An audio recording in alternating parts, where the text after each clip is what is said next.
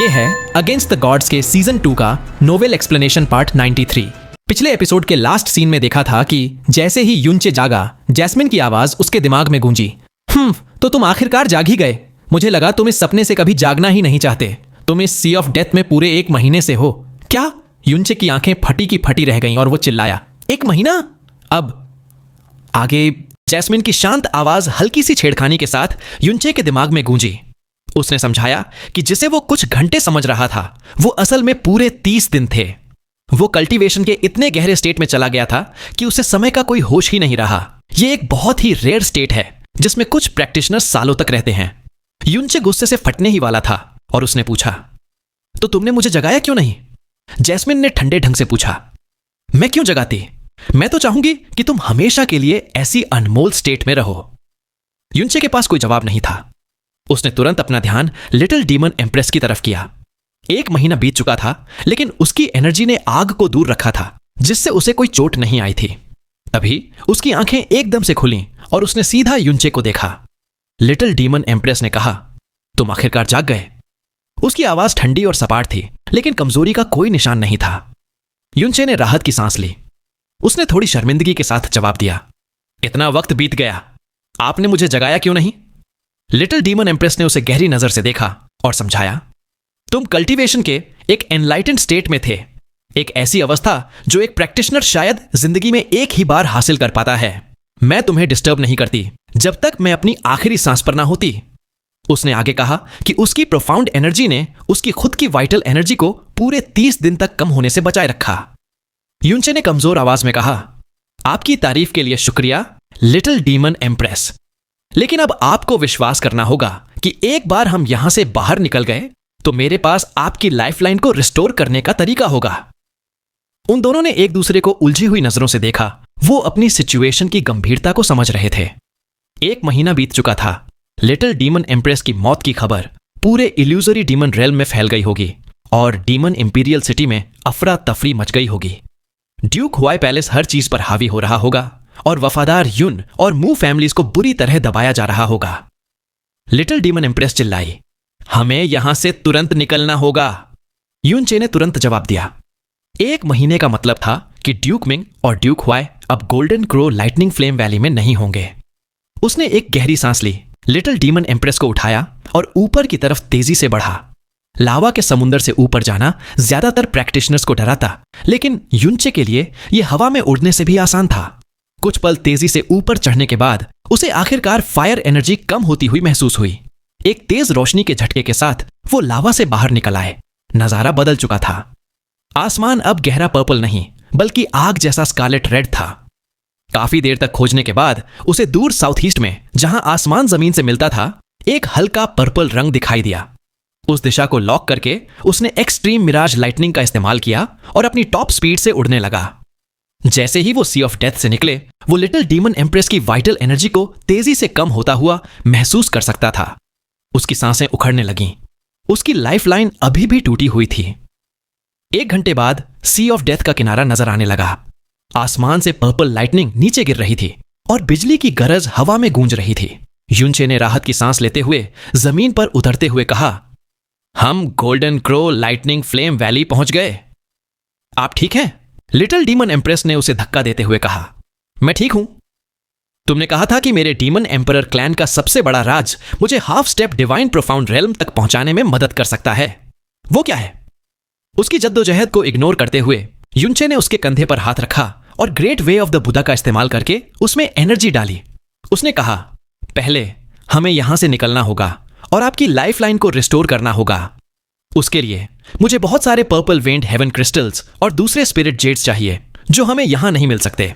फिर उसने उम्मीद से पूछा, जबकि आप अंदर आने के लिए सीलिंग प्रोफाउंड फॉर्मेशन को तोड़ सकती थीं, तो आपको बाहर निकलने का रास्ता भी पता होगा, है ना? लिटिल डीमन एम्प्रेस ने दांत पीसते हुए समझाया कि उसने अंदर आने के लिए डीमन एम्परर सील का इस्तेमाल किया था, लेकिन ड्यूक मिंग ने उसे चुरा लिया था और उसके सारे राज जानता था। युनचे की भौहें सिकुड़ गईं। उसने पूछा, तो क्या कोई और रास्ता है? उसने उसे बताया कि golden crow lightning flame valley एक अलग दुनिया है जिसका कोई निकास नहीं है। डीमन एम्परर सील के बिना बाहर निकलने का एक ही तरीका था कि सीलिंग फॉर्मेशन के दोबारा खुलने का इंतजार किया जाए जो उन्हें जबरदस्ती बाहर निकाल देगा, लेकिन उसमें 5 साल लगेंगे। 5 साल एक नामंजूर होने वाली अनंत काल थी। लिटिल डीमन एम्प्रेस 5 दिन भी नहीं टिक पाती। युनचे ने दांत पीसते हुए कहा, क्या सच में कोई और रास्ता नहीं है? लिटिल डीमन एम्प्रेस ने थकावट से जवाब दिया, हम गोल्डन क्रोज एंसेस्ट्रल लैंड जा सकते हैं और गोल्डन क्रोज डिवाइन स्पिरिट से हमें बाहर भेजने की विनती कर सकते हैं। शायद मेरी गोल्डन क्रो ब्लड लाइन की वजह से वो मान जाएंगी। युनचे ने उसे उठाते हुए कहा, ठीक है, और हवा में उड़ गया। उड़ते हुए युनचे ने उसे छेड़ते हुए कहा, मैंने ड्यूक मिंग को आपको प्रिंसेस कई बुलाते सुना था। चयी का मतलब है कलरफुल। आपके ये ग्रे कपड़े काफी बदसूरत हैं। लिटिल डीमन एम्प्रेस ने बिना किसी भाव के जवाब दिया, चयी बस मेरा पुराना नाम था, एक नाम जिसे मैं खुद भूल चुकी हूं। मुझे नहीं लगता कि यह सिर्फ एक नाम है, युनचे ने आगे देखते हुए कहा। तुम अपने ऊपर इतना बोझ और बदले की आग लिए हुए हो कि तुमने खुद को इन ग्रे कपड़ों में जीने के लिए मजबूर कर दिया है ना? उसने थोड़ी उदासी और हमदर्दी के साथ आगे कहा, आप आखिरकार एक औरत हैं, खुद पर इतना जालिम होने की जरूरत नहीं है। मैंने सुना है कि आपको कभी इल्यूजरी डीमन रियल्म की सबसे खूबसूरत लड़की माना जाता था। मैं सिर्फ कल्पना कर सकता हूं कि आप शानदार कई रंगों वाले कपड़ों में कितनी खूबसूरत लगेंगे। उसका बर्फीला ठंडा हाथ युनचे के सीने पर आ गया। उसने धमकी दी, अपनी बकवास बंद करो, इस हालत में भी तुम्हें मारना मेरे लिए छुटकी बजाने जैसा होगा। युनचे डरा नहीं। उसने मुस्कुराकर कहा, मैं आपकी धमकियों से नहीं डरता। असल में मैं पिछले 100 सालों से आपके विचारों और कामों को पूरी तरह से समझता हूं, क्योंकि एक समय था जब मैं बिल्कुल आपकी तरह था। नफरत और बदला ही मेरी जिंदगी में सब कुछ था। ये शब्द लिटिल डीमन एम्प्रेस के दिल को छू गए। उसने उसकी तरफ देखा और एक पल के लिए उसकी आंखों में एक साफ दर्द झलक उठा। युनचे धीरे धीरे बोला, नफरत एक अजीब जहर है। इसने मेरी आंखों को अंधा कर दिया, मेरी समझ को खा गया और मेरी भावनाओं को दफना दिया। जब वो मर रही थी, उसने अपनी आखिरी सांस का इस्तेमाल करके मुझसे बदला छोड़ने के लिए कहा। तब मुझे समझ आया कि जो ऊपर से देख रहे हैं वो बदला नहीं चाहते, वो चाहते हैं कि मैं एक अच्छी जिंदगी जीऊं। लिटिल डीमन एम्प्रेस का हाथ धीरे धीरे उसके सीने से नीचे आ गया और उसकी आंखों में एक अजीब सी नमी आ गई। एक पल के बाद उसने धीरे से कहा, हम पहुंच गए। उनके सामने एक पहाड़ की दीवार थी। उसके सामने एक धीरे धीरे घूमता हुआ प्रोफाउंड फॉर्मेशन गोल्डन आग से जल रहा था। यह golden crow lightning flame valley का अंत था, the golden crow's ancestral land. Yunche और little demon empress golden crow's ancestral land को गार्ड कर रहे सीलिंग प्रोफाउंड फॉर्मेशन के सामने जमीन पर उतरते हैं। फॉर्मेशन के पीछे सिर्फ एक पहाड़ की दीवार थी, जिससे यह साफ हो गया कि एंसेस्ट्रल लैंड एक अलग इंडिपेंडेंट दुनिया थी। शायद यह एक छोटी सी दुनिया थी जिसे गोल्डन क्रो सोल ने खुद बनाया था। हम अंदर कैसे जाएंगे? युनचे का दिल बेचैन था। जैस्मिन ने उसे बताया था कि 3 सुप्रीम फायर एट्रीब्यूट बीस्ट्स में से गोल्डन क्रो सबसे ज्यादा चिड़चिड़ा और गुस्से वाला था। उसे चिंता थी कि अगर वो गोल्डन क्रो सोल से मिला तो उसके अंदर फीनिक्स ब्लड लाइन की वजह से उसे उसकी नफरत का सामना करना पड़ सकता है। तभी आसमान से एक औरत की आवाज गरजती है, आखिरकार तुम दोनों आ ही गए। यह एक डिवाइन आवाज थी, लेकिन इतनी धमाकेदार थी कि युनचे का पूरा शरीर कांप गया और उसकी नसों में खून उबलने लगा। एक पल के लिए उसे लगा जैसे उसका शरीर फट जाएगा। वो सोचता है, क्या ये गोल्डन क्रो सोल की आवाज है? यह आवाज सी ऑफ डेथ के उबलते हुए लावा से भी ज्यादा झुलसा देने वाली थी। गोल्डन क्रोज एंसेस्ट्रल लैंड में एंटर करने के लिए डीमन एम्परर्स सील की जरूरत थी। लिटिल डीमन एम्प्रेस इस बात से परेशान थी, लेकिन गोल्डन क्रो स्पिरिट की आवाज सुनकर वो धीरे से घुटनों के बल बैठ जाती है। वो कहती है, गोल्डन क्रो डिवाइन गॉड, आपकी शक्तियां अनंत हैं। मैं डीमन एम्परर क्लैन की आखिरी वंशज हूं जिसे गद्दारों ने धोखा दिया। मैं अब अपनी ब्लड लाइन की पावर को जगाना नहीं चाहती। मैं बस आपसे विनती करती हूं कि हमें यहां से निकलने में मदद करें ताकि मैं अपने परिवार के खून का बदला ले सकूं।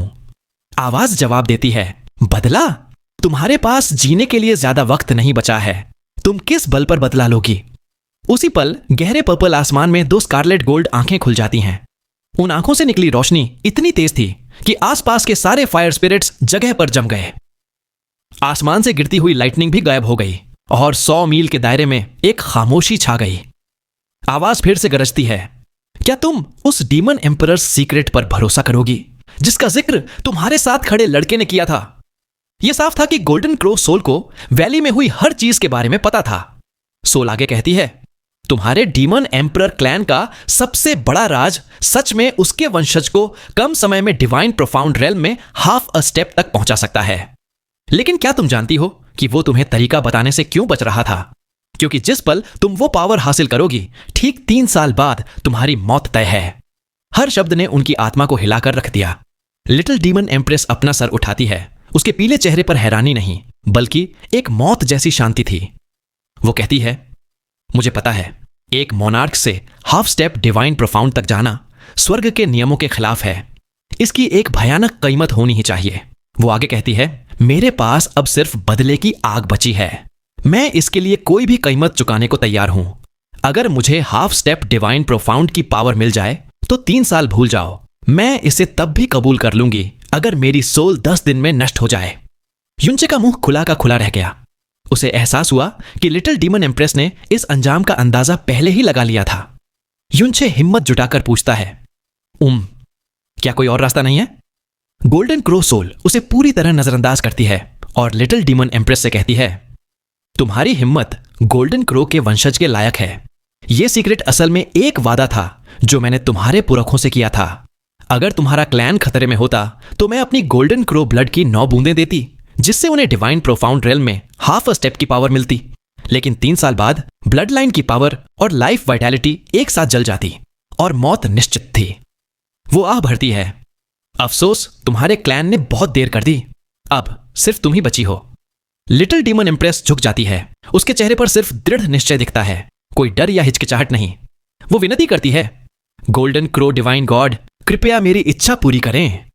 सोल जवाब देती है, तुम एक औरत हो, इसीलिए मैंने शुरू में तुम्हारी ब्लड लाइन को जगाने से मना कर दिया था।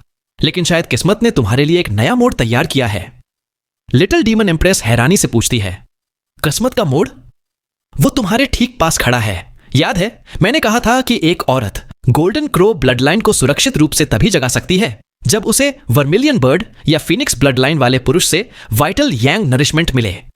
और ये आदमी जो तुम्हारे पास खड़ा है, उसके पास फिनिक्स की ब्लड लाइन है। लिटिल डीमन इम्प्रेस मुड़कर युनचे को देखती है। उसकी आंखों में गहरा झटका था। युनचे का जबड़ा नीचे गिर जाता है। वाइटल यांग नरिशमेंट। वो सोचता है, ये क्या बकवास है। युनचे! गोल्डन क्रो स्पिरिट की आवाज एक आग के गोले की तरह युनचे के दिल और दिमाग पर टकराती है। क्या तुमने Phoenix blood line profound sky continent से हासिल की थी? युनचे ने हामी में सर हिलाया। तभी मैं नॉर्थ से फिनिक्स की हल्की सी महक महसूस कर रही थी। तुमने इविल गॉड की इनहेरिटेंस हासिल की, फिर भी तुमने फिनिक्स फ्लेम्स को चुना, जो गोल्डन क्रो डिवाइन फ्लेम के मुकाबले सिर्फ एक मामूली डिवाइन फ्लेम है। बिल्कुल बेकार। युनचे मन ही मन सोचता है, कमीनी कहीं की, जैस्मिन सही थी। यह चीज खुलेआम फिनिक्स फ्लेम की बेइज्जती कर रही है। लेकिन तुम्हारी फिनिक्स ब्लड लाइन अब भी मेरे काम की है।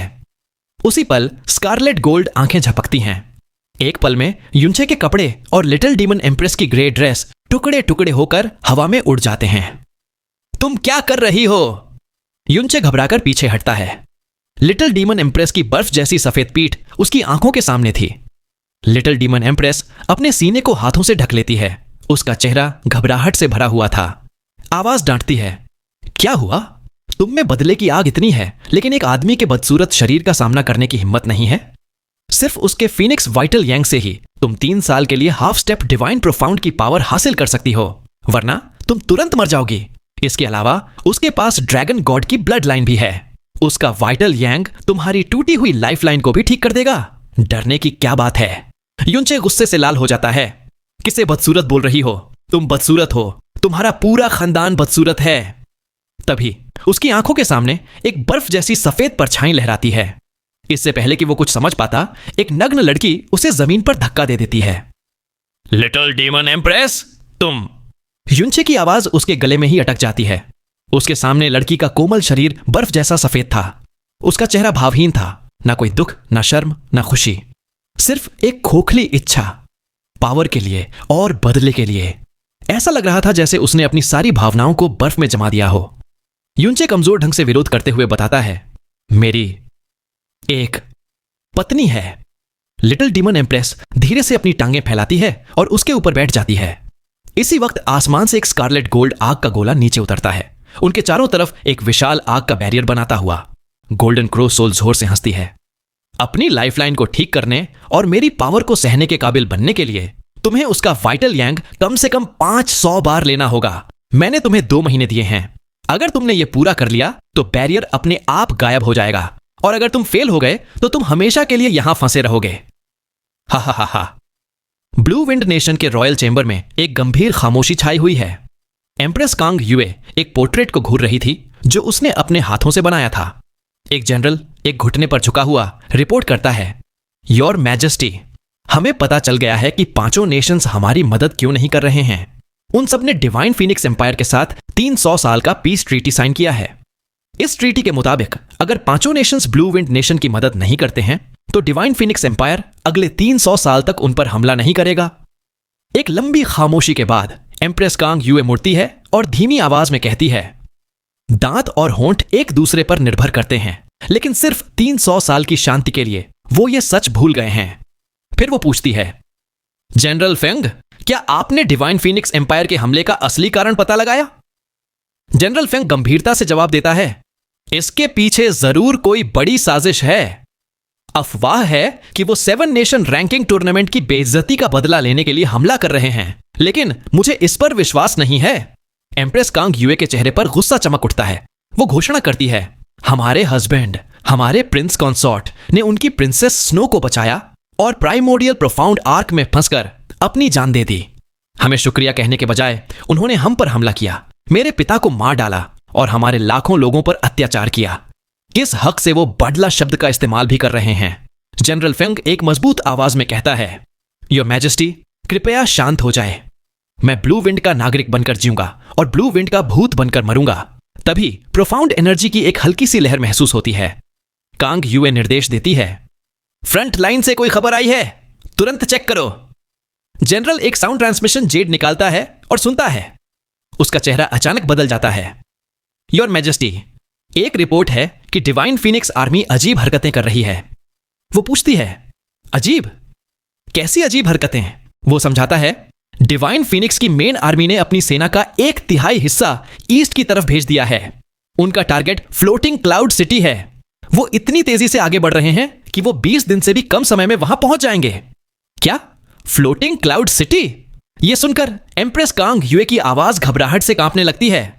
फ्लोटिंग क्लाउड सिटी का नाम उसके दिल की धड़कन बढ़ा देता है, क्योंकि यह यूनचे का होम टाउन था और जहां शाओली और शाओलिंगसी युद्ध की तबाही से बचने के लिए रह रहे थे।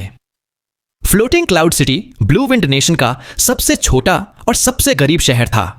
उस पर हमला करने का कोई स्ट्रेटेजिक कारण नहीं था। जनरल फेंग कहता है, मैं भी हैरान हूं, यह हमारा ध्यान भटकाने की कोई चाल हो सकती है। कांग युए एक उदास मुस्कान देती है और कहती है, उन्हें हमारा ध्यान भटकाने की क्या जरूरत है? उनकी सेना का फ्लोटिंग क्लाउड सिटी की तरफ बढ़ना, इसका जरूर कोई और कारण है। General Feng, floating cloud city के मेयर युवेन को तुरंत एक साउंड ट्रांसमिशन भेजो। अगर डिवाइन फीनिक्स आर्मी पहुंचती है तो वो शहर के दरवाजे खोलकर बिना लड़े सरेंडर कर दें। क्यों? जनरल फेंग हैरानी से ऊपर देखता है। कांग युए अपनी आंखें बंद करती है और समझाती है, वहां कोई सेना नहीं है। लड़ने का मतलब सिर्फ लोगों की मौत होगी। मजबूरी में जनरल आदेश मान लेता है और चला जाता है। कांग युए की नजर फिर पोर्ट्रेट पर चली जाती है। हस्बैंड, बस थोड़ा और इंतजार करो। ब्लू विंड की आखिरी इज्जत बचाने के बाद मैं तुम्हारे पास आ जाऊंगी। इसी बीच इल्यूजोरी डीमन रेल्म के golden crow lightning flame valley में एक जोर से क्रैक की आवाज के साथ यूनचे और लिटिल डीमन एम्प्रेस के चारों तरफ का स्कारलेट गोल्ड बैरियर टूट जाता है। उसी पल आसमान से 9 गोल्डन लाइट के गोले नीचे आते हैं और लिटिल डीमन एम्प्रेस के शरीर में समा जाते हैं। इससे पहले कि यूनचे समझ पाता कि क्या हो रहा है, उसका पूरा शरीर गोल्डन फ्लेम्स में गिर जाता है और वो उसकी नजरों से ओझल हो जाती है। गोल्डन क्रो सोल की हंसी आसमान से गूंजती है। तुम सच में ड्रैगन गॉड्स ब्लड लाइन के लायक हो। तुमने काम सिर्फ 47 दिनों में पूरा कर दिया। लेकिन इस डीमन एम्परर की लड़की ने सच में मेरी आंखें खोल दी। भले ही वो एक वर्जिन थी, वो बेहद वाइल्ड निकली। मैं सोचने लगी हूं कि क्या वो ये सब बदले के लिए कर रही थी या ये उसका असली स्वभाव था। तुमने उसे कहां ले गई? यूनचे की आवाज चिंता से भरी थी। अब उसके लिए लिटिल डीमन एम्प्रेस सिर्फ एक एम्प्रेस नहीं, बल्कि उसकी, यूनचे की औरत थी। भले ही यह सब एक अजीब तरीके से हुआ था। सोल समझाती है, उसका वर्जिन यिन चला गया है और तुम्हारे वाइटल यांग ने उसके शरीर को नरिश कर दिया है। अब गोल्डन क्रो की फ्लेम पावर उसके शरीर या उसकी लाइफ विटैलिटी को नहीं चलाएगी। उसकी लाइफ लाइन भी पूरी तरह से ठीक हो गई है। मैंने उसकी ब्लड लाइन में 9 ड्रॉप्स गोल्डन क्रो ब्लड डाल दिए हैं। वो अब मेरे बनाए गोल्डन क्रो सीक्रेट रेल्म के अंदर है, जहां वो मेरी गोल्डन क्रो ब्लड लाइन का सबसे शक्तिशाली profound art golden crows record of the burning world सीख रही है। वो आगे कहती है उसे सारा पावर सोर्स खींचने में सिर्फ 7 दिन लगेंगे और फिर वो half step divine profound realm तक पहुंच जाएगी। लेकिन उस सीक्रेट रेल्म से बाहर आने के लिए उसे golden crows record of the burning world के पहले 3 लेवल्स को मास्टर करना होगा। ये गोल्डन क्रो सोल फीनिक्स या ड्रैगन गॉड की सोल्स जैसी बिल्कुल नहीं थी। ये बेहद चिड़चिड़ी और जिद्दी थी, जो मन में आता वही करती थी। युनचे ने यह मन ही मन सोचा, लेकिन जोर से कहने की हिम्मत नहीं हुई। वो जानता था कि वो लिटिल डीमन एम्प्रेस को रोक नहीं सकता। गोल्डन क्रो सोल पूछती है, युनचे, क्या तुम जानते हो मैंने उसकी मदद क्यों की? आसमान में स्कारलेट गोल्ड आंखें युनचे को घूर रही थीं। युनचे जवाब देता है, वो गोल्डन क्रो ब्लड लाइन की वंशज है, तो जाहिर सी बात है आप उसकी मदद करेंगी, है ना? जाहिर सी बात। हा हा हा हा, तुम मजाक कर रहे हो। मैंने उसकी मदद की, लेकिन उसके लिए नहीं, बल्कि तुम्हारे लिए। मेरे लिए? युनचे खुद पर इशारा करता है, पूरी तरह से हैरान। तुम एक मामूली इंसान इविल गॉड्स लेगेसी रखते हो। तुम्हारे पास दुनिया का इकलौता फायर स्पिरिट इविल बॉडी है, इसलिए इस दुनिया में तुम गोल्डन क्रो ब्लड लाइन को इनहेरिट करने और गोल्डन क्रो फ्लेम्स को कंट्रोल करने के लिए सबसे परफेक्ट व्यक्ति हो। मैं यहां इतने सालों से इंतजार कर रही थी और आखिरकार मुझे सबसे परफेक्ट उत्तराधिकारी मिल गया। गोल्डन क्रो सोल के शब्दों ने युनचे का तनाव थोड़ा कम कर दिया। आपका मतलब है आप चाहती हैं कि मैं गोल्डन क्रो की ब्लड लाइन को इनहेरिट करूं? गोल्डन क्रो सोल ने कहा, बिल्कुल, तुम इस दुनिया में इसके लिए सबसे ज्यादा काबिल हो। युनचे, क्या तुम गोल्डन क्रो लेगेसी को स्वीकार करने के लिए तैयार हो? जैस्मिन के मुताबिक गोल्डन क्रो की फ्लेम फीनिक्स फ्लेम से भी ज्यादा शक्तिशाली थी। यह सुनकर युनचे के दिल में लालच भर गया। भला वो ऐसे मौके को कैसे ठुकरा सकता था? वो तुरंत कहता है, एक डिवाइन पावर की लेगेसी प्राप्त करना हर प्रोफाउंड प्रैक्टिशनर का सपना होता है। मैं गोल्डन क्रो डिवाइन गॉड का शुक्रिया अदा करता हूं। जैसे ही युनचे ने यह कहा, जैस्मिन की तंज भरी हंसी उसके दिमाग में गूंजी। तुम बहुत जल्दी जश्न मना रहे हो। पहली बार गोल्डन क्रो सोल की आवाज में हल्की सी नरमी आई। बहुत अच्छा, तुमने मुझे निराश नहीं किया। तो चलो फिर पहले मुझे तुम्हारे शरीर से फीनिक्स ब्लड लाइन को मिटाने दो। गोल्डन क्रो सोल की बात सुनकर युनचे एकदम से चौंक गया। सोल ने उससे साफ साफ कहा कि उसकी फीनिक्स ब्लड लाइन को मिटाना होगा। युनचे ने हैरानी से पूछा, इसका क्या मतलब है? गोल्डन क्रो सोल बड़े गुरूर से बोली, गोल्डन क्रो का ब्लड लाइन उस मामूली फीनिक्स से 100 गुना ज्यादा ताकतवर और अनमोल है। अगर तुम गोल्डन क्रो का ब्लड लाइन इनहेरिट करते हो तो तुम्हारी बॉडी में फीनिक्स ब्लड लाइन जैसी चीज की कोई जगह नहीं है। इस पर युनचे ने फौरन दलील दी, लेकिन मेरे पास इविल गॉड्स फायर सीड है, जिससे मैं किसी भी फ्लेम को कंट्रोल कर सकता हूं। मैं फीनिक्स और गोल्डन क्रो दोनों फ्लेम्स को एक साथ इस्तेमाल कर सकता हूं। जब मेरी बॉडी ड्रैगन गॉड का ब्लड लाइन और फीनिक्स का ब्लड लाइन एक साथ संभाल सकती है, तो गोल्डन क्रो और फीनिक्स का ब्लड लाइन क्यों नहीं? यह सुनकर गोल्डन क्रो सोल भड़क उठी। वो गरज कर बोली, पागल हो गए हो? तुम चाहते हो कि मेरी महान गोल्डन क्रो ब्लड लाइन उस फीनिक्स ब्लड लाइन के साथ एक ही जिस्म में रहे? यह मेरी शान की तौहीन है। जहां गोल्डन क्रो हो वहां फीनिक्स के लिए कोई जगह नहीं। मेरी पावर्स पाने के बाद तुम्हारी फ्लेम्स की ताकत कई गुना बढ़ जाएगी। तुम्हें उस मामूली फीनिक्स ब्लड लाइन की जरूरत ही नहीं पड़ेगी। अगर तुम मेरी गोल्डन क्रो पावर्स चाहते हो तो पहले तुम्हारी बॉडी से फीनिक्स ब्लड लाइन को पूरी तरह से मिटाना होगा। उसकी आवाज में इतना घमंड और फीनिक्स ब्लड लाइन के लिए इतनी नफरत थी कि युनचे सब समझ गया। वो अब तक सोचता था कि वर्मिलियन बर्ड, फीनिक्स और गोल्डन क्रो बस सबसे बड़े सुप्रीम फायर एट्रीब्यूट बीस्ट बनने के लिए लड़ते हैं, लेकिन अब उसे गोल्डन क्रो का असली चेहरा दिख रहा था। वो फीनिक्स को अपना दुश्मन मानती थी। युनचे की आवाज पहले से भी ज्यादा मजबूत थी। उसने इनकार करते हुए कहा, मैं गोल्डन क्रो का ब्लड लाइन ले सकता हूं, पर अपनी फीनिक्स ब्लड लाइन को मिटने नहीं दूंगा। अगर यही शर्त है तो मुझे गोल्डन क्रो की पावर नहीं चाहिए। यह सुनकर गोल्डन क्रो सोल गुस्से से दहाड़ी, तुम्हारी हिम्मत कैसे हुई? तुम्हारी नजरों में क्या मेरी गोल्डन क्रो की पावर उस फीनिक्स की पावर के बराबर भी नहीं है? लेकिन युनचे अपने उसूलों पर अडिग रहा। उसने समझाया कि उसके लिए यह ताकत की बात नहीं है। उसके अंदर की फीनिक्स लेगेसी अब उसके खून और जिंदगी का हिस्सा बन चुकी है। यह उसे फीनिक्स डिवाइन स्पिरिट से एक इनाम और सम्मान के तौर पर मिली थी, और किसी दूसरी पावर के लिए उसे ऐसे ही छोड़ देना उस डिवाइन स्पिरिट की बेइज्जती होगी। यह उसके इंसान होने की बुनियादी शर्त है, उसकी बॉटम लाइन है, जिसे वो कभी नहीं तोड़ेगा। युनचे ने आखिर में कहा, आप फीनिक्स ब्लड लाइन के साथ नहीं रह सकती और मैं उसे मिटने नहीं दे सकता। तो लगता है भले ही मैं गोल्डन क्रो की पावर चाहता हूं, पर यह हमारे नसीब में नहीं है। यह सुनकर गोल्डन क्रो सोल अचानक जोर से हंसने लगी। उसकी हंसी में अब गुस्सा नहीं, बल्कि एक अजीब सी जिद्द थी। वो बोली, क्या जिद्दी उसूल हैं तुम्हारे, लेकिन असली जिद्द हमेशा ताकत से आती है। मेरे सामने तुम्हारे पास ना कहने का कोई हक नहीं है। उस मामूली फीनिक्स ब्लड लाइन के लिए मेरी गोल्डन क्रो इनहेरिटेंस को ठुकराना, मैं इसकी इजाजत बिल्कुल नहीं दूंगी। इतना कहते ही आसमान में मौजूद स्कारलेट गोल्ड आंखें और भी विशाल हो गईं। उनमें से निकलती रोशनी इतनी तेज हो गई कि युनचे उसकी तरफ देख भी नहीं पा रहा था। अगले ही पल आसमान से स्कारलेट गोल्ड फ्लेम्स की बारिश होने लगी और युनचे एक आग के समुद्र में डूब गया। युनचे का शरीर तो आग से महफूज था, लेकिन यह आग उसके दिमाग और सोल के अंदर जलने लगी थी। धीरे धीरे यह गोल्डन फ्लेम्स उसके प्रोफाउंड वेन्स, उसके खून और उसके जिस्म के हर सेल में फैल गई। उसे अपने जिस्म का एहसास होना बंद हो गया और उसकी कॉन्शियसनेस भी धुंधली पड़ने लगी। वो समझ गया कि गोल्डन क्रो सोल न सिर्फ उसकी फीनिक्स ब्लड लाइन को, बल्कि उससे जुड़ी हर याद, यहां तक कि world ode of the phoenix को भी उसके दिमाग से मिटाना चाहती है। गोल्डन क्रो सोल की आवाज उसकी सोल में गूंजी, तुम्हारे अंदर फीनिक्स के सिर्फ 3 बूंद एंसेस्ट्रल ब्लड हैं। मेरे लिए इसे मिटाना बच्चों का खेल है। तुम्हारा यूनिक ईविल गॉड बॉडी सिर्फ मेरी गोल्डन क्रो की पावर रखने के लायक है। युनचे के दिमाग में एक धमाका हुआ और गोल्डन फ्लेम्स उसकी बची खुची कॉन्शियसनेस को भी निकलने लगी। इस जबरदस्त ताकत के सामने एक हाई लेवल मोनार्क भी पल भर नहीं टिक सकता था, लेकिन युनचे ने अपनी आखिरी सांस तक लड़ने की ठान ली।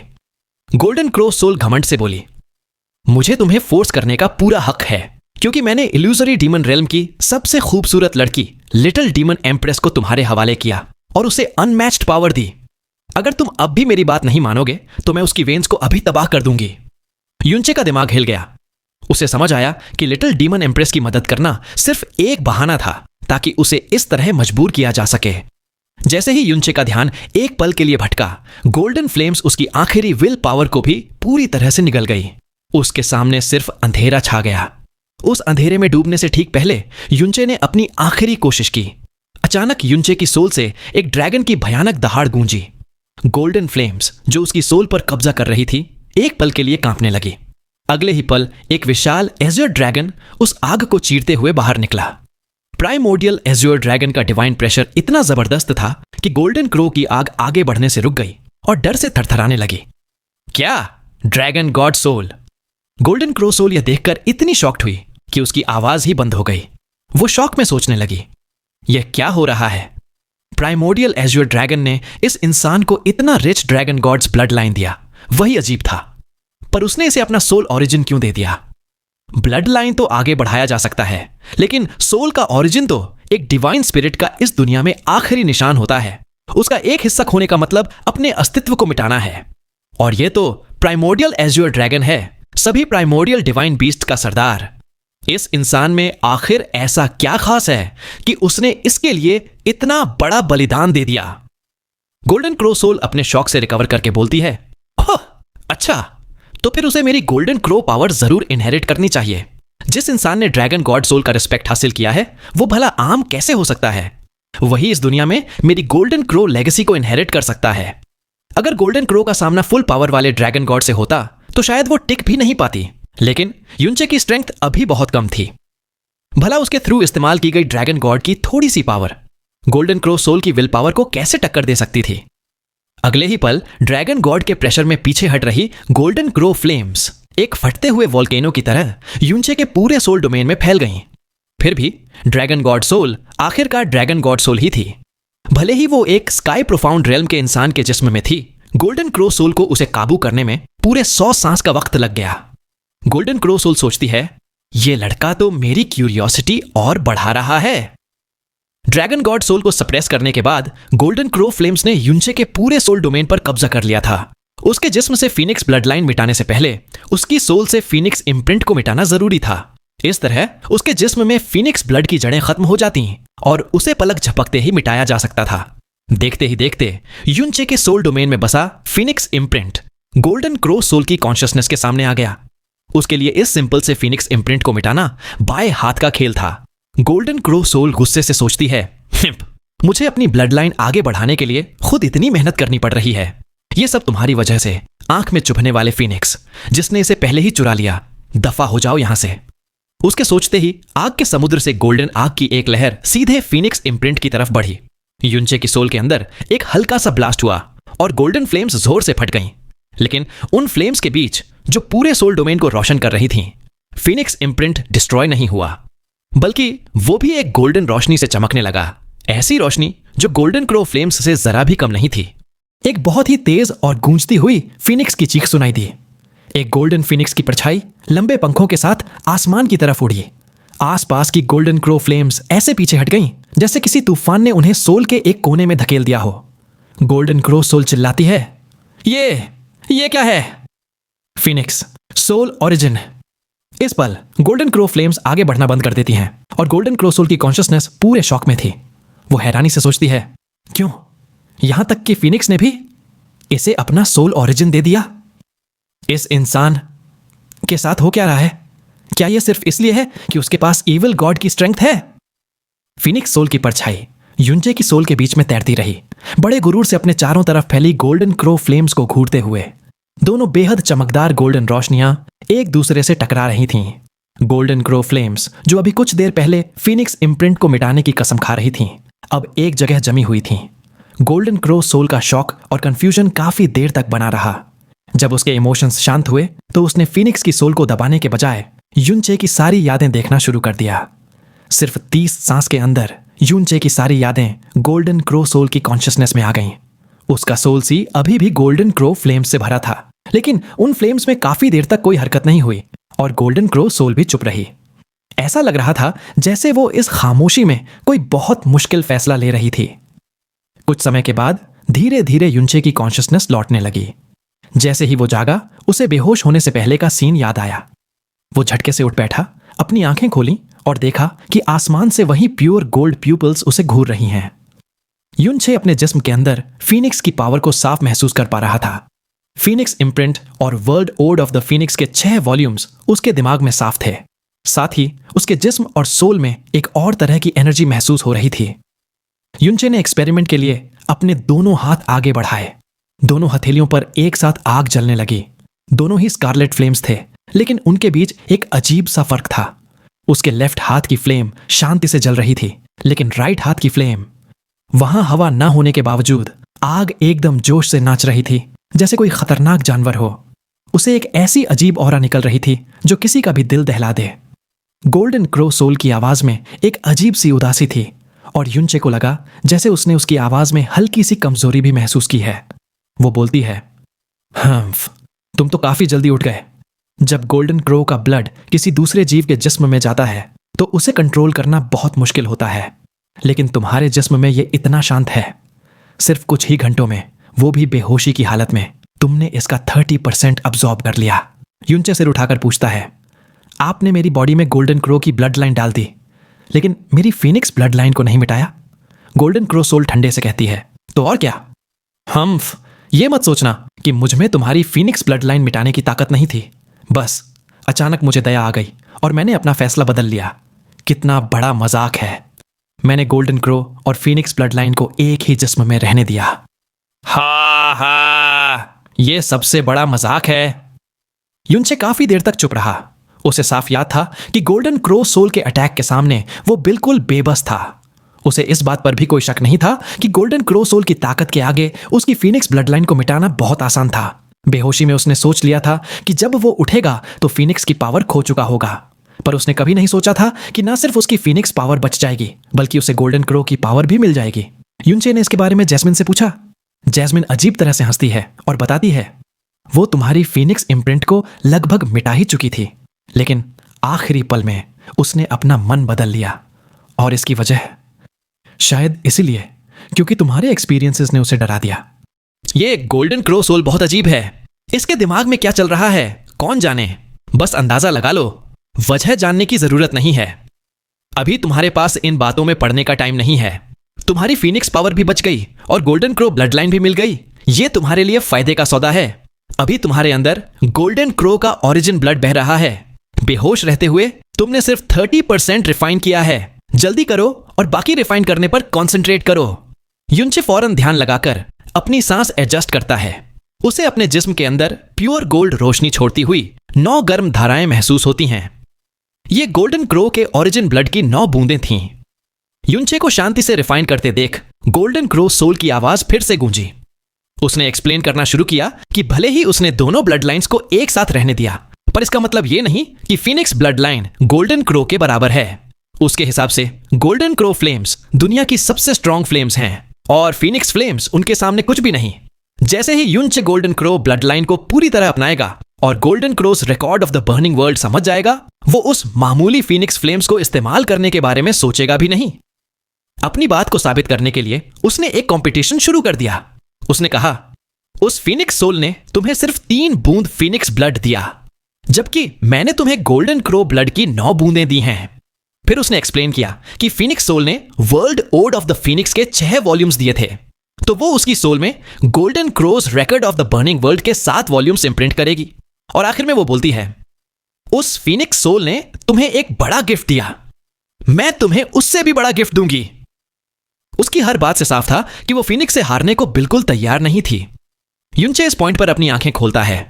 वो सिर उठाकर शक से पूछता है, फीनिक्स सोल ने मुझे एक बड़ा गिफ्ट दिया, कैसा बड़ा गिफ्ट? ऐसे ही शब्द फीनिक्स सोल ने भी कहे थे और ड्रैगन गॉड सोल ने भी, लेकिन किसी ने साफ साफ नहीं बताया था। जैसा सोचा था तुम्हें नहीं पता और तुम्हें जानने की जरूरत भी नहीं है। गोल्डन क्रो सोल ने भी उसे जवाब नहीं दिया।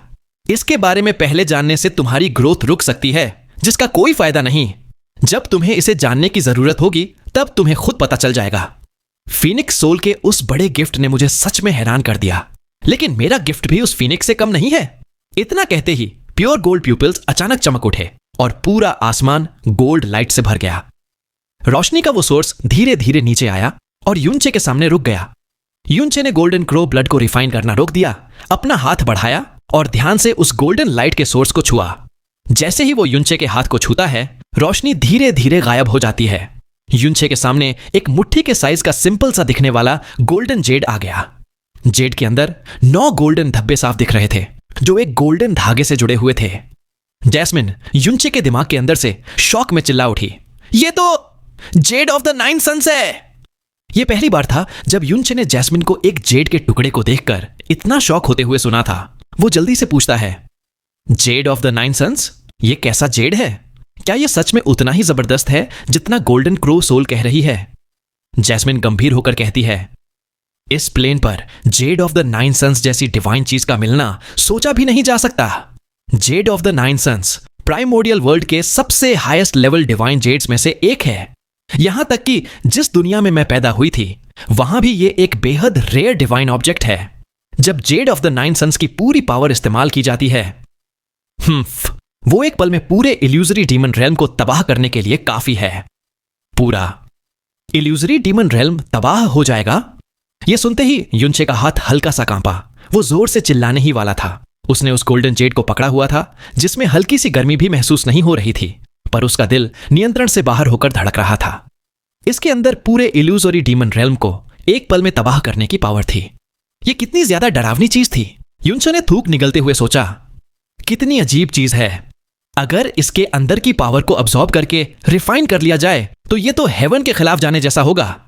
जैस्मिन तंज मारते हुए कहती है, इसकी पावर अब्सॉर्ब करना तुम्हारे जैसे के लिए यह बस एक बचकानी बात है। वो समझाती है कि इतने छोटे से जेड में पूरे रेल्म को डिस्ट्रॉय करने की एनर्जी है, तो सोचो वो कितनी डेंस होगी। अगर युनचे ने जबरदस्ती अब्सॉर्ब करने की कोशिश की तो उसका अंजाम सिर्फ मौत होगा। युनचे को जैस्मिन के जवाब से कोई हैरानी नहीं हुई। उसने शक से पूछा, अगर ऐसा है तो गोल्डन क्रो की सोल ने मुझे यह गिफ्ट क्यों दिया? जैस्मिन कहती है, इसका जरूर कोई यूज होगा, तुम उससे खुद ही पूछ लो। जब तुम बेहोश थे उसने तुम्हारी सारी मेमोरीज पढ़ ली हैं, इसलिए अगर वो तुम्हारे कोई सीक्रेट्स बताए तो शॉक मत होना। यह सुनकर युनचे ने ध्यान से divine jade of the 9 sons को उठाया और पूछा, गोल्डन क्रो, डिवाइन गॉड, ये जेड ऑफ द 9 सन्स बहुत ज्यादा कीमती है और मेरी स्ट्रेंथ के हिसाब से मैं इसे संभाल नहीं सकता। मेरे पास ये बेकार हो जाएगा। आपने मुझे ये क्यों दिया? गोल्डन क्रो की सोल ने शांति से जवाब दिया, जैसे उसे पहले से पता था कि युनचे को इसका नाम मालूम है। तुम्हारे लिए इसका बहुत जरूरी यूज है। क्या तुम्हारे पास प्राइमोर्डियल एरा का एक प्रोफाउंड आर्क नहीं है? उस आर्क में स्पेस में ट्रैवल करने की मिस्टिकल पावर है, लेकिन उसे चलाने के लिए बेहिसाब एनर्जी की जरूरत पड़ती है। और ये jade of the nine sons उस प्राइमोर्डियल प्रोफाउंड आर्क को पावर दे सकता है। इतनी पावर कि तुम आराम से प्रोफाउंड स्काई कॉन्टिनेंट वापस जा सकते हो, जहां तुम हमेशा से जाना चाहते थे। युनचे ने फौरन jade of the nine sons को स्काई पॉइजन पर्ल के अंदर रख लिया। इतनी भयानक पावर वाली चीज को हाथ से दूर करके उसके दिल को काफी सुकून मिला। उसने फिर गोल्डन क्रो की सोल को दिल से शुक्रिया कहा। गोल्डन क्रो की सोल ने ठंडे से कहा, ये नोबल वन एक इंसान के लेवल तक क्यों गिरेगी? इतना कहते ही उसकी आंखों में एक चमक आई और युनचे की बॉडी आग से घिरकर हवा में फ्लॉट करने लगी। गोल्डन क्रो की सोल ने बताया, सी ऑफ डेथ तुम्हारे ट्रेन करने के लिए सबसे अच्छी जगह है। अब तुम कुछ समय तक सी ऑफ डेथ के अंदर गोल्डन क्रो के ब्लड को रिफाइन करने पर कंसंट्रेट करोगे और golden crows record of the burning world को समझोगे। जब तुम्हारी लिटिल डीमन एम्प्रेस बैरियर से बाहर निकल जाएगी, तब ये नोबल वन तुम्हें वापस आने देगी। उससे पहले सी ऑफ डेथ से निकलने के बारे में सोचना भी मत। युनचे ने मन में सोचा, ये फिर से वही। इस गोल्डन क्रो की सोल को अपनी मर्जी थोपना बहुत पसंद है, पर तुम्हारी लिटिल डीमन एम्प्रेस सुनने में काफी अच्छा लगा। ठीक है, युनचे ने हां में सिर हिलाया। उसके पास मना करने का कोई रीजन नहीं था। सी ऑफ डेथ उसके कल्टीवेशन के लिए सबसे परफेक्ट जगह थी। और हां, जब तुम गोल्डन क्रो का ब्लड रिफाइन कर लो तो इसे खा लेना। इतना कहते ही गोल्डन क्रो की सोल की आंखों से एक पर्पल रोशनी निकली और तेजी से युनचे की तरफ बढ़ी। जैसे ही पर्पल रोशनी पास आई, कान फाड़ देने वाली चीखें सुनाई दी। रोशनी के आसपास का स्पेस डिस्टॉर्ट हो रहा था। ऊपर जो थंडर क्लाउड्स गोल्डन क्रो की सोल ने दबा दिए थे, वो अब पूरे आसमान में फिर से फैल गए और लाइटनिंग कड़कने की आवाजें आने लगीं। लेकिन इन सबसे ज्यादा युनचे को जिस चीज ने एक्साइट किया वो ये था कि जैसे ही पर्पल रोशनी दिखी, उसके प्रोफाउंड वेन्स के अंदर एक सोया हुआ बीस्ट जाग गया। ये एहसास उसके लिए अनजान नहीं था। उसने उस पर्पल रोशनी में कोई डर या नफरत नहीं, बल्कि एक अपनापन महसूस किया और अनजाने में ही अपना हाथ आगे बढ़ा दिया। जैसे ही उसने उसे पकड़ा, आसमान की सारी लाइटनिंग शांत हो गई। युनचे की हथेली में एक छोटा सा बीज था, जिससे हल्की इल्यूजरी पर्पल रोशनी निकल रही थी। ये कहीं गोल्डन क्रो की सोल ने बताया, हाँ, ये इविल गॉड्स सीड्स में से लाइटनिंग का सीड है। क्योंकि तुम्हारे पास इविल गॉड की पावर है, इसलिए ये नेचुरली तुम्हारा है। ये ओरिजिनली इल्यूसरी डीमन रेल्म में अपीयर हुआ था और इसकी पावर से ही इस golden crow lightning flame valley में इतने थंडर क्लाउड्स रहते थे। अब ये थंडर क्लाउड्स हमेशा के लिए चले जाएंगे। तुम्हारे पास पहले से ही फायर और वाटर सीड्स हैं, जिनसे फायर स्पिरिट इविल बॉडी और वाटर स्पिरिट इविल बॉडी बनती है। जब तुम इसे अपने इविल गॉड्स प्रोफाउंड वेन्स में फ्यूज करोगे, तो तुम्हारी लाइटनिंग स्पिरिट इविल बॉडी बन जाएगी। उसके बाद हजारों तरह की लाइटनिंग भी तुम्हारा कुछ नहीं बिगाड़ पाएंगी, यहां तक कि आसमान से गिरने वाली लाइटनिंग भी नहीं। युनचे कुछ और कहता, उससे पहले ही गोल्डन क्रो की सोल ने अपनी आंखों से एक रोशनी छोड़ी और युनचे वहां से गायब हो गया। उसे सीधे उस विशाल सी ऑफ डेथ में फेंक दिया गया। युनचे के जाने के बाद भी गोल्डन क्रो की सोल गायब नहीं हुई। धीरे धीरे उसकी गोल्डन आंखों के सामने स्मोकी रेड फेरी ड्रेस पहने एक लड़की का जिस्म उभर आया। ये जैस्मिन थी। जैस्मिन ने अपने हाथ क्रॉस किए और बहुत ही एरोगेंट एक्सप्रेशन के साथ गोल्डन क्रो की सोल को देखते हुए पूछा, इस प्रिंसेस को काफी क्यूरियोसिटी हो रही है। तुम अचानक पीछे हट गई और उसे इतना फायदा भी दिया। क्या तुमने इस प्रिंसेस के एग्जिस्टेंस को महसूस करके डर गई, या ये तुमने अपनी मर्जी से किया? गोल्डन क्रो की सोल ने शांति से जवाब दिया, तुम्हारे पास इस नोबल वन को डिस्ट्रॉय करने की पावर जरूर है, लेकिन इस नोबल वन के पास गोल्डन क्रो की विल पावर है। इस दुनिया में ऐसी कोई चीज नहीं जो इस नोबल वन को डरा सके। जैस्मिन ने ठंडे से हंसकर कहा, अफसोस की बात है कि ये will power of the golden crow जल्द ही गायब हो जाएगी। तुमने उसे अपनी सोल ओरिजिन दे दी है। अब तुम ज्यादा से ज्यादा 10 साल तक ही एग्जिस्ट कर सकती हो, और तुम्हारे गायब होने के बाद ये 1500 किलोमीटर का सी ऑफ डेथ भी धीरे धीरे गायब हो जाएगा। गोल्डन क्रो की सोल कहती है, इस नोबल वन को सबसे परफेक्ट सक्सेसर मिल गया है। अब बिना किसी पछतावे के गायब होना नेचुरल है। वैसे भी इसके पास अभी 10 साल हैं, पर तुम स्टार गॉड रेल्म की स्टार गॉड, जिसके पास हेवन स्लॉटर स्टार की पावर है, शायद इतना भी ना जी पाओ। तुम्हें इस नोबल वन पर दया दिखाने की क्या जरूरत है? ये सुनते ही जैस्मिन के दूध जैसे सफेद चेहरे पर एक डार्क एक्सप्रेशन आ गया। गोल्डन क्रो की सोल ने उसकी असलियत बताना शुरू कर दिया। उसने बताया कि गोल्डन क्रो सोल्स आपस में मेमोरीज ट्रांसमिट कर सकती हैं, इसलिए उसे रेल्म ऑफ गॉड्स की बातें पता हैं। उसने जैस्मिन को बताया कि वो हेवन स्लॉटर स्टार गॉड की पावर के साथ सिर्फ एक टेम्पोररी वेसल है, जिसका अंजाम एक ऑफरिंग बनना है, और शायद इसी किस्मत से भागने के लिए वो स्टार गॉड रेल्म से दूर भाग रही है। ईविल गॉड का इंडिस्ट्रक्टिबल ब्लड हासिल करना भी उसकी इसी कोशिश का हिस्सा था, ताकि वो इतनी स्ट्रेंथ पा सके कि अपनी किस्मत से बच पाए। जैस्मिन गुस्से से चिल्लाई, चुप हो जाओ। उसके आसपास का स्पेस फट गया। एक ठंडा और भयानक मर्डरस इंटेंट उससे निकला, जिससे आसपास के स्पेस में दरारें पड़ गईं। गोल्डन क्रो की सोल हंसने लगी। लगता है इस नोबल वन ने जो कहा वो बिल्कुल ठीक था। जैस्मिन का चेहरा भयानक शांति से भर गया। उसने अपनी उंगली से गोल्डन क्रो की सोल की तरफ इशारा किया और कहा, अगर तुमने एक और बेकार लफ्ज कहा तो ये प्रिंसेस तुम्हें अभी हमेशा के लिए गायब कर देगी।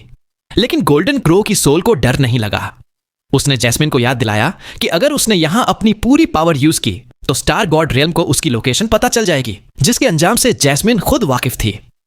जैस्मिन का हाथ हवा में रुक गया। कुछ देर बाद उसने धीरे धीरे अपना हाथ नीचे किया और उसका गुस्सा भी शांत हो गया। उसने ठंडे से कहा, तुम्हारी बातों से लगता है कि तुम बहुत कुछ जानती हो। तो ठीक है, इस प्रिंसेस का तुमसे एक सवाल है। तुमने युनचे की सारी मेमोरीज पढ़ी हैं, तो तुम्हें पता होगा कि फिनिक्स, ड्रैगन गॉड और तुम्हारी गोल्डन क्रो की लेगेसी सब इस छोटे से ब्लू पोल स्टार पर मौजूद हैं। यहां तक कि ईवल गॉड के सीड्स भी इसी दुनिया में मिले हैं। इतने बड़े यूनिवर्स में किसी डिवाइन लेगेसी का इनहेरिटर मिलना बिलियन में एक बार होता है, लेकिन इस छोटे से ब्लू पोल स्टार पर इतने सारे प्राइमोर्डियल ईरा से। आखिर इस स्टार पर हुआ क्या था? इतने सारे डिवाइन बींग्स के निशान यहां क्यों हैं? जैस्मिन के इस अचानक सवाल से गोल्डन क्रो की सोल खामोश हो गई। कुछ देर बाद उसने गंभीर आवाज में बोलना शुरू किया, क्योंकि तुम जानना चाहती हो तो ये नोबल वन तुम्हें बताएगी। इस स्टार का नाम ब्लू पोल स्टार इसलिए है क्योंकि यहां 1% जमीन और 99% पानी है। बाहर से यह स्टार एज्योर कलर का दिखता है, लेकिन पहले इसका नाम ब्लू पोल स्टार नहीं था। तब यहां 40% जमीन और 60% पानी था। प्राइमोर्डियल गॉड्स की लड़ाई के दौरान इसकी जमीन का बड़ा हिस्सा नष्ट हो गया। इतना ही नहीं, यह स्टार पहले स्पेशल केओस के दूसरे छोर पर था, तुम्हारी दुनिया से ज्यादा दूर नहीं। जस्मिन ने हैरानी से पूछा, तुम कह रही हो कि यह स्टार आधे स्पेशल केओस को पार करके यहां आया है? हां, और इस स्टार को बचाने वाला कोई और नहीं बल्कि ईविल गॉड था, क्योंकि यह ब्लू पोल स्टार उसके द्वारा बनाया गया पहला स्टार था। ईविल गॉड की मौत के बाद सिर्फ कुछ ही डिवाइन बीइंग्स जो उसके करीब थे इस दुनिया के अस्तित्व के बारे में जानते थे। ड्रैगन गॉड, फिनिक्स और गोल्डन क्रो उन्हीं में से थे। यही वजह है कि उन्होंने अपनी लेगेसी इस कमजोर स्टार पर छोड़ी। तुम्हारे स्टार रेल्म को इस स्टार के बारे में कुछ नहीं पता। जैस्मिन ने आंखें सिकोड़ते हुए पूछा, तो इसका मतलब फिनिक्स, ड्रैगन गॉड, और तुमने उसे अपनी ब्लड लाइन लेगेसी इसलिए दी क्योंकि उसके पास ईविल गॉड की स्ट्रेंथ है? बिल्कुल नहीं, गोल्डन क्रो की सोल ने इनकार किया और उसकी आवाज बहुत गंभीर हो गई। हम सिर्फ सोल्स हैं जिनकी स्ट्रेंथ उनके असली शरीर से बहुत कम है, लेकिन हमारी सोल का रेल्म एक डिवाइन बीइंग का है। हम कुछ ऐसी ऑरस को महसूस कर सकते हैं जो सिर्फ डिवाइन बीइंग्स ही कर सकते हैं। जैस्मिन ने पूछा, क्या मतलब है इसका? यह एक ऐसी ऑरा है जिसे प्राइमोर्डियल एरा में सभी गॉड्स के साथ खत्म हो जाना चाहिए था। हालांकि यह बहुत हल्की और धुंधली है, यह साल दर साल साफ तौर पर मजबूत हो रही है। हम सोल्स इस दुनिया को छोड़ नहीं सकते, लेकिन वो भयानक ऑरा जैसे जैसे रियल हो रही है। हम जो सबसे बड़ा कंट्रीब्यूशन कर सकते हैं वो ये है कि हम अपना सब कुछ, अपनी सोल ओरिजिन्स भी सबसे काबिल इंसान को दे दें। जब इस नोबल वन ने उसके अंदर ड्रैगन गॉड और फिनिक्स की सोल ओरिजिन्स देखी तो मैं समझ गई कि उन्होंने भी वही ऑरा महसूस की है। जैस्मिन ने अपनी भौहें सिकोड़ते हुए पूछा, ये खत्म हो चुकी ऑरा जिसके बारे में तुम बात कर रही हो, ये आखिर है क्या? दुआ करो कि ये हमारा गलत अंदाजा हो। अगर नहीं तो चाहे तुम्हारा स्टार गॉड रेल्म कितना भी स्ट्रांग क्यों ना हो, वो भी बेहिसाब डर में डूब जाएगा। गोल्डन क्रो की सोल के आखिरी शब्दों के साथ आसमान में स्थिर गोल्डन आंखें धीरे धीरे गायब हो गईं। ऊपर के डार्क पर्पल थंडर क्लाउड्स तेजी से हटने लगे और आसमान का रंग वापस स्कारलेट होने लगा। प्रोफाउंड स्काई कॉन्टिनेंट पर ब्लू विंड नेशन के फ्लोटिंग क्लाउड सिटी में शॉकलैंड के आंगन में एक शांत सा मंजर था। सफेद बालों वाला एक बूढ़ा आदमी एक पुराने सूखे पेड़ के नीचे एक रतन चेयर पर चुपचाप बैठा था। ये शौलाये था। भले ही वो सिर्फ 61 साल का था, लेकिन सालों के दुख ने उसे वक्त से पहले ही बूढ़ा कर दिया था और उसके चेहरे पर एक अकेलापन और बेपरवाही छा गई थी। तभी काले कपड़ों में एक आदमी आंगन में प्रकट हुआ। उसके कदमों की बिल्कुल भी आवाज नहीं थी। वो फेन जुचेन था। शाओली ने अपनी आंखें खोली, उस लड़के पर एक नजर डाली और फिर से बंद कर ली, धीरे से बड़बड़ाते हुए, सियर यहां नहीं है। जैसे ही काले कपड़ों वाला लड़का जाने के लिए मुड़ा, क्लैन मास्टर शाओ युनहाई अंदर आया। फेन जुचेन को देखते ही शाओ युनहाई का पूरा शरीर जोर से कांपने लगा। उसकी आंखों में साफ डर भर गया, जैसे वो किसी शैतान को देख रहा हो। उसने भागने की हिम्मत नहीं की, बल्कि वो अपने कांपते हुए पैरों को आगे बढ़ाने लगा और गिरते गिरते हकलाया, ना नमस्ते यंग मास्टर फेन। फेन जुचेन ने अपनी ठंडी और बिना किसी इमोशन वाली आवाज में पूछा, तुम यहां क्या कर रहे हो? शाओ युनहाई ने हकलाते हुए बहुत देर बाद जवाब दिया, आपका यह गुलाम यहां 5th एल्डर को प्रणाम करने आया था। फेन जुचेन ने ठंडी सी हम्प की आवाज निकाली। बिना किसी आवाज के उसका शरीर गायब हो गया, कोई निशान तक नहीं छोड़ा। शाओ युनहाई मिट्टी के ढेर की तरह जमीन पर गिर गया। हाँफते हुए उसके कपड़े ठंडे पसीने से भीग गए थे। पिछले कुछ सालों से उसकी जिंदगी एक डरावना सपना बन गई थी। 6 साल पहले उसकी शॉसेक्ट को खुश करने की साजिशें उलटी पड़ गई थीं, जिसके कारण उसके बेटे की बुरी तरह मौत हुई और युनचे गुस्से में चला गया। 3 साल पहले युनचे बदला लेने वापस आया और अभी सिर्फ आधे साल पहले एक और भी ज्यादा डरावना शैतान आ गया था, फेन जुचेन। युनचे के लिए एंडलेस नफरत लिए फेन जुचेन शाओक्लैन को, यानी युनचे की जन्मभूमि को खत्म करने आया था। उसने पल भर में 100 से ज्यादा लोगों को मार डाला था। उनकी लाशें जलकर कोयला हो गई थीं। उसके इस कत्लेआम को रोकने वाली सिर्फ सियाओ लिंगसी थी। उसके आने से फेन जुचेन के ठंडे चेहरे पर इंसानियत की एक झलक आई थी और तब से वो सियाओ क्लैन में ही रुक गया था और फिर कभी किसी को नुकसान नहीं पहुंचाया। उसके रुकने का एक ही रीजन था, वो हर दिन वो अपने आंगन से सिर्फ दूर से उसकी एक झलक पाने के लिए निकलता था। सियाओ युनहाई, जो अभी भी डरा हुआ था, सियाओ ली की तरफ मुड़ा और अदब से बोला, 5th elder, divine phoenix empire की आर्मी आ रही है। शहर के दरवाजे खुले हैं। उन्होंने हमें चेतावनी दी है कि कोई भी डिसरिस्पेक्ट वाली हरकत न करें। शाओली ने अपनी आंखें खोली, जो मुर्दा राख की तरह ग्रे लग रही थीं, और जवाब दिया, यह अच्छा है, कम से कम बेगुनाह लोगों की मौत तो नहीं होगी। अचानक बाहर से एक घबराई हुई आवाज आई। एक यंग डिसाइपल लड़खड़ाते हुए अंदर आया, हाँफते हुए, बड़ी मुसीबत हो गई। 5th एल्डर शाओलिंगसी, वो इससे पहले कि वो अपनी बात पूरी करता, एक बिल्कुल काला साया हवा में तेजी से गुजरा। फेन जुचेन, जो अभी अभी गया था, डिसाइपल के सामने वापस आ गया। उसका शरीर एक भयानक मर्डरस इंटेंट से भरा हुआ था। उसने डिसाइपल को पकड़ा, खबर सुनी और फिर उसका फिगर एक झटके में गायब हो गया, डिमोनिक स्पीड से नॉर्थ की तरफ दौड़ते हुए। शहर के दरवाजों से 2 किलोमीटर से भी कम दूरी पर डिवाइन फीनिक्स एम्पायर का जनरल फेंग हुवेई एक विशाल फायर मास्टिफ पर शान से सवार था। वो लेवल 1 का टायरेंट प्रोफाउंड रेल्म एक्सपर्ट था और वो यहाँ फ्लोटिंग क्लाउड सिटी पर कब्जा करने आया था। जैसा कि उम्मीद थी, शहर ने कोई रेजिस्टेंस नहीं दिखाया। मेयर्स ने खुद आगे बढ़कर उसका स्वागत किया था, हर कदम पर उसकी चापलूसी कर रहे थे। उसके लिए ये छोटा सा शहर एक चींटी को कुचलने जैसा आसान था। इस हमले का असली रीजन ब्लू विंड नेशन को जीतना नहीं था, बल्कि इसी शहर के पास एक बहुत बड़ी क्रिस्टल माइन को ढूंढना था। ये पूरी जंग सिर्फ एक बहाना थी। उसे ये मिशन बोरिंग लग रहा था, जब तक कि एक लड़की पर उसकी नजर नहीं पड़ी। उसने एक ब्लू ड्रेस पहना था। उसका फिगर एलिगेंट और नाजुक था। दूर से भी उसकी सुंदरता दिलकश थी। एक शानदार जनरल होने के नाते उसने बेशुमार औरतें देखी थीं, लेकिन ये लड़की उसे जमीन पर उतरी हुई एक परी जैसी लगी। उसने जल्दी से इशारा किया और हुक्म दिया, जाओ, उस छोटी मैडम को रोको, इस जनरल को अच्छे से देखने दो। उसके सिपाहियों ने जल्दी से शाओलिंगसी को घेर लिया, जो डर के मारे चिल्ला उठी, तुम लोग क्या चाहते हो? फेंग हुवेई घोड़े पर और पास आया। उसकी आंखों में आग जल रही थी जब वो उसकी सुंदरता को देख रहा था। उसने अपने होंठों पर जीभ फेरी और हंसा। इस छोटी सी जगह में इतनी क्वालिटी वाली सुंदरता, लगता है इस जनरल ने अपना वक्त बर्बाद नहीं किया। शहर का मेयर यूवेन टुओ चापलूसी भरी मुस्कान के साथ आगे आया और बोला, जनरल हुवेई, ये शाओलिंगसी है, हमारे फ्लोटिंग क्लाउड सिटी की नंबर 1 ब्यूटी।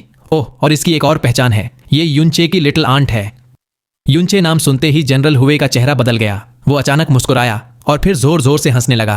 हा हा हा हा, ये तो कमाल हो गया। जब ये युनचे के परिवार से है, तब तो ये मुझे चाहिए ही चाहिए। इसे मेरी पालकी में ले आओ। उसने बिल्कुल जालिम की तरह बिहेव किया, ये मानते हुए कि इस बंजर जमीन पर उसे कोई नहीं रोक सकता। लेकिन जैसे ही उसकी आवाज खत्म हुई, एक बर्फ जैसी ठंडी आवाज, जो जैसे नरक की गहराइयों से आ रही हो, पूरे सीन में गूंज गई। कोशिश कर उसे हाथ लगाने अगर हिम्मत है। जनरल फेंग हुवेई, जो टायरेंट प्रोफाउंड रेल्म का एक सुप्रीम वॉरियर था और जिसे डर का एहसास तक भूल चुका था, अचानक एक अनजान आवाज सुनकर उसकी रूह कांप जाती है। एक कान फाड़ने वाली आवाज हवा को चीरती हुई आती है और जनरल हुवेई देखता है कि स्पेस में एक पिच ब्लैक स्कार सा बन गया है। उसमें से पूरी तरह ब्लैक कपड़ों में एक नौजवान बाहर आता है, जिसका चेहरा एक लाश की तरह ठंडा और कठोर था। वो एक डीमन की तरह उस लड़की के सामने प्रकट होता है और उसकी बेजान आंखें घोड़े पर सवार जनरल पर जाकर टिक जाती हैं। उस पल जैसे पूरी दुनिया जम सी जाती है। उस नौजवान की नजर के नीचे जनरल हुवेई की आत्मा में सदियों पुराना भूला हुआ डर जाग उठता है। ऐसा लगता है जैसे उसकी छाती पर एक पहाड़ गिर गया हो, जिससे उसका दिल और खून दोनों जम गए थे। उसका पूरा शरीर एक बर्फीले जहन्नुम में डूब जाता है और हर सेल जोर से कांपने लगता है। डर इतना ज्यादा था कि उसकी इंद्रियां भी धोखा खा जाती हैं। वो नौजवान को देख तो पा रहा था, लेकिन उसका चेहरा एक धुंधला डरावना साया लग रहा था। उसके नीचे उसका फायर मास्टिफ, जो एक एम्परर प्रोफाउंड बीस्ट था और अनगिनत जंगों में बिना डरे लड़ा था, थर थर कांपने लगता है। जनरल समझ जाता है कि यह मामला साधारण नहीं है। कोई दुश्मन सिर्फ अपने ऑरा और एक नजर से इतना डर पैदा कर दे, वो उनकी समझ से परे था। यहां तक कि उनके अपने एम्परर फेंग हेंगकोंग ने भी उन्हें कभी इतना खौफ महसूस नहीं करवाया था। जब जनरल इन्हीं सोच में डूबा हुआ था, तभी उसके वाइस जनरल फेंग चेंजुन की नफरत भरी आवाज गूंजती है। फेंग चेंजुन हंसते हुए कहता है, अयो, एक ब्लू विंड का कचरा हमारे जनरल को रोकने की हिम्मत कर रहा है। लगता है तुझे जीने का शौक नहीं। यह सुनकर जनरल हुवे का दिल दहल जाता है। इससे पहले कि वो कोई चेतावनी दे पाता, वो देखता है कि ब्लैक कपड़ों वाला नौजवान आगे बढ़ता है। उसका मौत जैसा सफेद हाथ जो एक ब्लैक मिस्ट से ढका था, फेंग चेंजुन के गले की तरफ लपकता है। फेंग चेंजुन, जो एम्परर प्रोफाउंड रेल्म के 8वें लेवल का एक पावरफुल प्रैक्टिशनर था, उसके लिए यह हमला बचकाना था। उसने बचने की कोशिश भी नहीं की और उस हाथ को अपना गला पकड़ने दिया। उसे हल्की सी ठंडक महसूस हुई, लेकिन कोई दर्द या दबाव नहीं। फेंग चेंजुन जोर से हंसता है। उसकी आवाज में घमंड साफ झलक रहा था। वो नौजवान को ऐसे देखता है जैसे वो कोई चींटी हो और कहता है, हा हा हा, इस दुनिया में बेवकूफों की कमी नहीं है। मैं तो आज रहम करने वाला था, पर तुमने मुझे उकसा ही दिया। चलो अपनी पूरी ताकत लगाओ, गला घोंट दो मेरा। अगर तुम मुझे मार पाए तो मैं जहन्नुम में तुम्हें अपना बाप कहूंगा। हा हा हा। लेकिन जब फेंग चेंजुन हंस रहा था, वहां कोई और नहीं हंस रहा था। सिपाही और नागरिक सभी अपनी आंखें फाड़े, चेहरे पर साफ डर लिए उसे घूर रहे थे। जहां उस नौजवान का हाथ चेंजुन के गले पर था, वहां से एक हल्का ब्लैक मिस्ट फैलने लगता है। उस मिस्ट के नीचे उसका मांस तेजी से सड़ने और सूखने लगता है। पल झपकते ही उसके गले की हड्डी दिखने लगती है और अगले ही पल वो हड्डी भी कोयले जैसी काली पड़ जाती है। पर फेंग चेंजुन इस सबसे बेखबर था। अभी भी जोर जोर से हंस रहा था। सडन तेजी से उसके शरीर में नीचे फैलती गई। सिर्फ 3 सांसों के अंदर उसका पूरा ऊपरी धड़ मांस रहित हो चुका था और उसकी पसलियां देखने वालों के सामने नुमाया हो गई थीं। यह भयानक दृश्य उसकी पागलों जैसी हंसी के साथ मिलकर एक डरावना मंजर बना रहा था। किसी की सांस लेने की भी हिम्मत नहीं हो रही थी। हवा का एक झोंका आया और फेंग चेंजुन का शरीर रेत के किले की तरह ढेर हो गया। उसकी हंसी अचानक रुक गई जब उसने महसूस किया कि उसकी नजर तेजी से नीचे जा रही है। उसने नीचे देखा और अपने सड़े हुए शरीर को पाया। उसकी पिच ब्लैक हड्डियां अब पाउडर में बदल रही थीं। एक दिल दहलाने वाली चीख उसके अंदर से निकली, जैसे जहन्नुम की गहराइयों से आई हो। यह सिर्फ एक पल के लिए ही चली, इससे पहले कि उसका दिमाग जमीन पर गिरकर काली धूल में बदल गया। पूरी दुनिया में सन्नाटा छा गया। फ्लोटिंग क्लाउड सिटी में एक अनंत डर फैल गया। जनरल हुवेई के नीचे फायर मस्टिफ ने एक आखिरी बार गुर्राया और फिर गिर पड़ा। उसका विशाल शरीर बुरी तरह कांप रहा था। जनरल ने अपनी पूरी जिंदगी में जितना डर महसूस किया था, वो इस एक पल के सामने कुछ भी नहीं था। एक लेवल 8 थ्रोन, जो ब्लू विंड नेशन में एक अपराजेय पावर हाउस माना जाता था, इतनी आसानी से मार दिया गया। ऐसा लग रहा था जैसे वो जहन्नुम से आए किसी राक्षस का सामना कर रहा हो।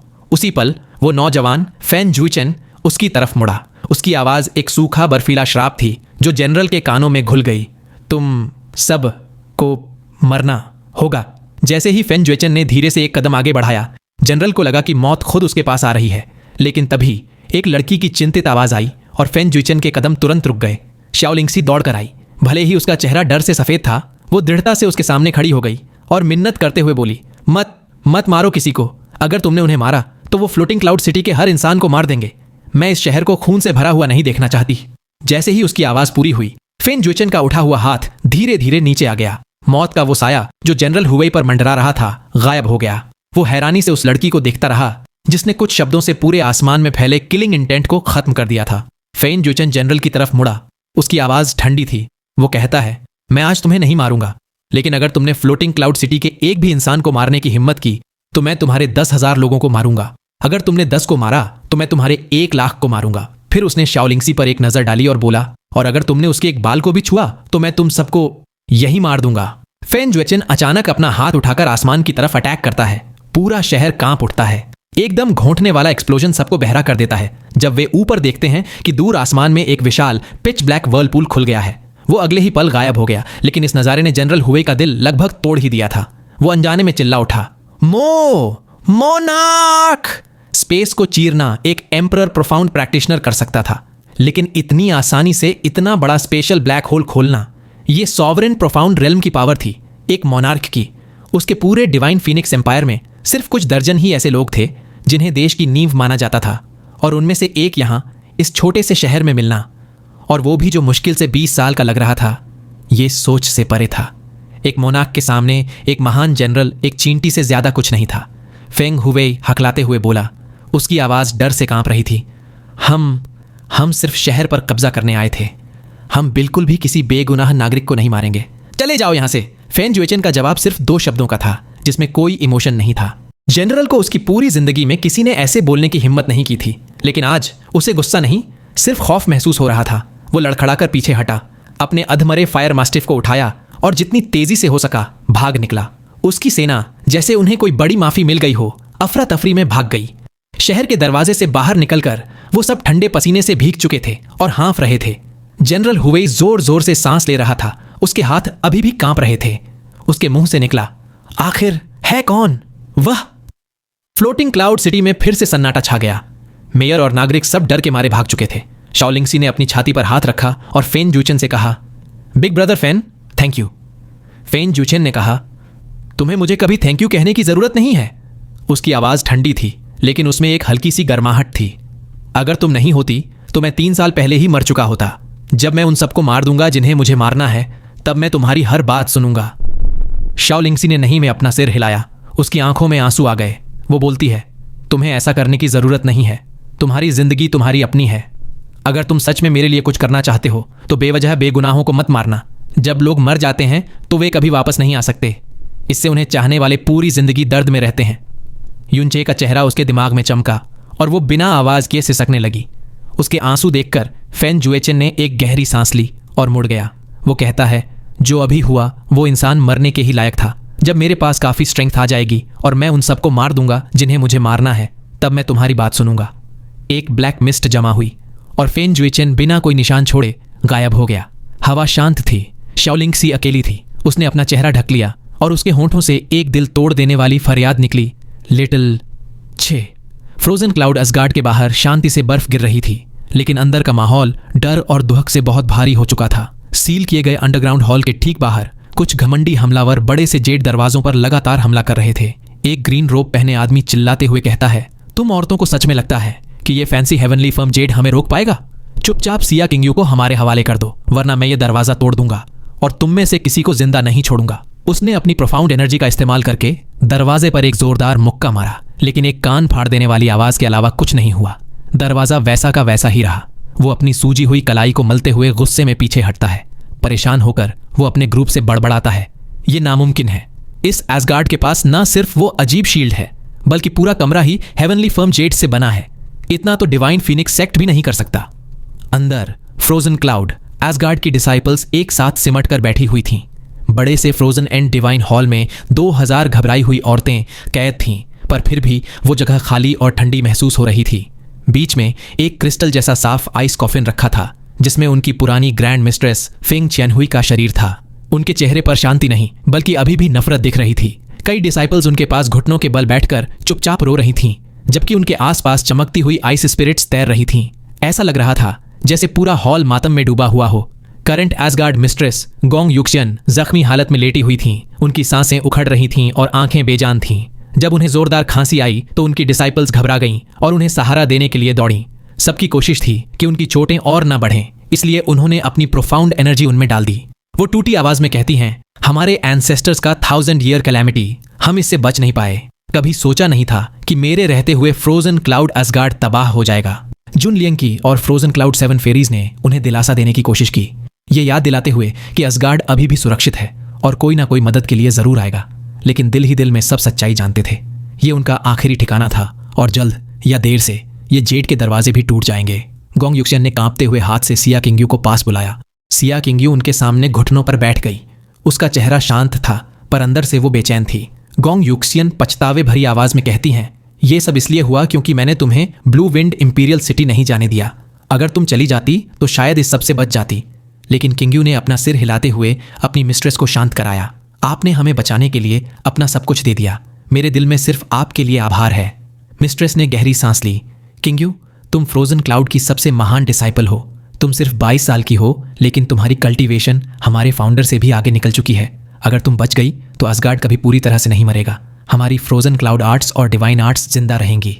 ये सुनकर किंग्यू हिल गई, लेकिन गोंग युक्सियन अब जल्दी में जोर से बोलती हैं, यहाँ एक प्रोफाउंड फॉर्मेशन है जो ऐसी ही मुसीबत से बचने के लिए बनाया गया था। उसे इस्तेमाल करने के काबिल सिर्फ तुम हो। अगर तुम यहाँ से भाग जाती हो तो असगार्ड के पास फिर भी एक उम्मीद रहेगी। चली जाओ। ये एस्केप फॉर्मेशन उनके फाउंडर ने सैकड़ों साल पहले छोड़ा था, जिसे सिर्फ बेहद जरूरी हालत में ही इस्तेमाल किया जा सकता था। इसका नियम भी बहुत सख्त था। इसे सिर्फ एक ही इंसान इस्तेमाल कर सकता था और एक्टिवेट होने के बाद ये एक सदी के लिए गायब हो जाता। इसका डेस्टिनेशन भी किसी को नहीं पता था। सबकी नजरें किंग्यू पर टिक गईं, लेकिन किसी के मन में जलन नहीं थी। सब जानते थे कि अगर किसी एक को बचना चाहिए तो वो किंग्यू ही है। वो उनकी आखिरी उम्मीद थी।